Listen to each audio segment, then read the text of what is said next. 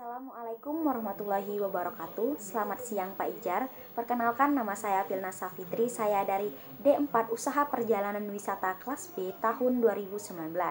Di sini saya ingin mempresentasikan perihal orientasi karyawan dan tahapan-tahapan pelatihan yang diberikan kepada karyawan baru. Dan selanjutnya saya juga ingin menjabarkan tentang resume yang telah saya kerjakan atau tugas yang telah diberikan ke Pak Ijar, tentang perbandingan tentang orientasi karyawan dari beberapa sumber. Jadi yang pertama adalah pengertian dari orientasi karyawan. Orientasi karyawan adalah proses menyediakan informasi-informasi yang ideal dan perlu diketahui oleh karyawan baru. Jadi orientasi ini sendiri memiliki tujuan. Yang pertama, membuat karyawan baru merasa diterima dan menjadi bagian dalam perusahaan tersebut. Selanjutnya adalah memastikan karyawan baru memiliki informasi dasar agar dapat melakukan pekerjaan yang telah ditetapkan untuk dirinya itu dengan baik.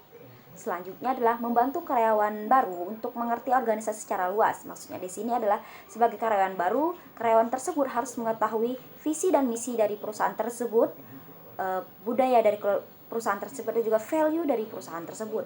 Yang terakhir dari orientasi ini bertujuan untuk membantu karyawan dalam memulai bersosialisasi di perusahaan. Bersosialisasi di sini maksudnya adalah bekerja sama, cara bekerja sama dengan baik, dan cara berkomunikasi dengan baik. Nah, untuk tahapan-tahapan dari pelatihan ini sendiri itu ada 5. Yang pertama itu ada analisis. Nah, pada tahap ini perusahaan harus menganalisis kebutuhan pelatihan yang disesuai dengan kompetensi karyawan atau kompetensi yang diperlukan perusahaan kepada karyawan. Nah, tapi yang harus diperlukan oleh perusahaan bahwa pelatihan dibuat bertujuan untuk rencana strategis atau rencana jangka panjang atau rencana saat ini. Yang kedua itu ada desain. Desain ini berarti merencanakan program pelatihan secara keseluruhan, termasuk objektif, metode penyampaian, dan evaluasi program. Dan selanjutnya itu ada develop. Pada tahap ini berarti membuat instruksi atau arahan. Dalam hal ini perusahaan perlu membuat konten dan materi program pelatihan, mendesain bagaimana metode instruksional yang spesifik, itu apakah misalnya dengan lecture atau case study ataupun web. Selanjutnya itu adalah memikirkan peralatan dan perlengkapan yang dibutuhkan untuk pelatihan karyawan.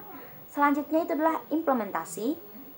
Tahap implementasi ini itu perusahaan harus mengembangkan prosedur untuk melatih fasilitator dan karyawan. Prosedur untuk fasilitator mencakup kurikulum pelatihan, metode pelatihan yang digunakan, dan sistem pengujian. Sedangkan prosedur untuk karyawan mencakup persiapan karyawan saat menggunakan alat pelatihan.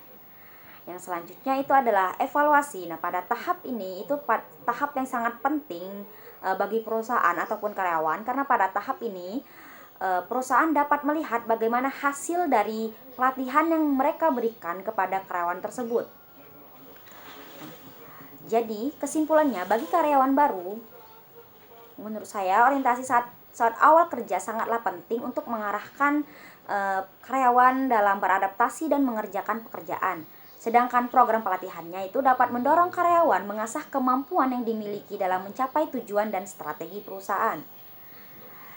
Jadi untuk perusahaan tidak ada salahnya untuk mengeluarkan budget khusus untuk meningkatkan skill dan talent terbaik pada karyawan. Nah, seperti pada saat sekarang ini, peningkatan skill yang diberikan oleh perusahaan menjadi salah satu faktor penentu engagement karyawan pada perusahaan. Pasalnya, bagi generasi milenial seperti pada saat ini, semakin tinggi tantangan dan semakin banyak kesempatan yang diberikan oleh perusahaan untuk mengolah kemampuan karyawan, akan semakin meningkatkan engagement karyawan generasi milenial pada perusahaan. Nah, itu merupakan tentang orientasi dan tahap pelatihan secara umum. Nah, tapi dari materi-materi yang saya dapatkan bahwa terdapat beberapa perbedaan dalam pelaksanaan sistem orientasi. Nah, beberapa perbedaan ini tidak salah, tetapi memang ditemukannya perbedaan dalam beberapa materi, mulai dari susunan materi sampai isi dari materi orientasi karyawan satu dengan yang lainnya. Beberapa perbedaan dari perbandingan materi orientasi karyawan satu dengan yang lainnya yang telah saya analisa adalah pada bagian melaksanakan program orientasi. Pada materi PowerPoint yang dijelaskan pada 3 pelaksanaan program orientasi, yaitu perencanaan orientasi, melaksanakan orientasi, dan melakukan review orientasi. Tetapi pada materi di YouTube tidak dijabarkan dengan jelas seperti yang tertera di PowerPoint walaupun sudah berbentuk video dengan penjelasan keseluruhan materinya. Perbedaan yang saya analisa lainnya yaitu pada PowerPoint yang dijabarkan apa saja kegiatan dan juga materi yang disampaikan mulai dari awal sampai akhir pelatihan. Tetapi pada materi YouTube hanya dijabarkan materi dan durasinya saja dan tidak sedetail yang tertera dalam materi PowerPoint. Selain itu, saya juga mendapatkan perbedaan dari tujuan melaksanakan orientasi yang cukup berbeda menurut saya, yaitu pada materi PowerPoint menjelaskan dan menggunakan kata-kata yang lebih mengayomi karyawan baru untuk kegiatan orientasi karyawan ini, tetapi tetap menjelaskan tentang spesifikasi pekerjaan dan cara bekerjanya. Tetapi pada materi YouTube lebih memfokuskan peraturan cara bekerja dan juga sanksi jika melakukan kesalahan yang lebih menuju kepada aspek inti pekerjaan tanpa adanya aspek mengayomi karyawan.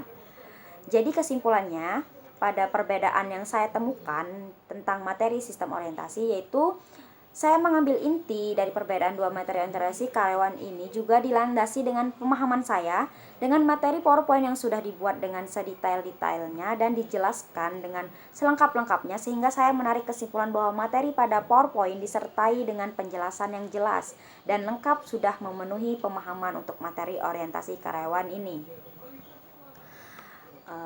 Mungkin itu saja yang dapat saya sampaikan tentang materi orientasi karyawan dan tahap-tahap dari orientasi serta perbandingan dari materi yang saya baca dan saya dengar di YouTube dan materi yang sudah saya baca di PowerPoint. Jika ada kesalahan, saya mohon maaf, kepada Allah saya mohon ampun. Wabillahi taufiq wal hidayah. Wassalamualaikum warahmatullahi wabarakatuh.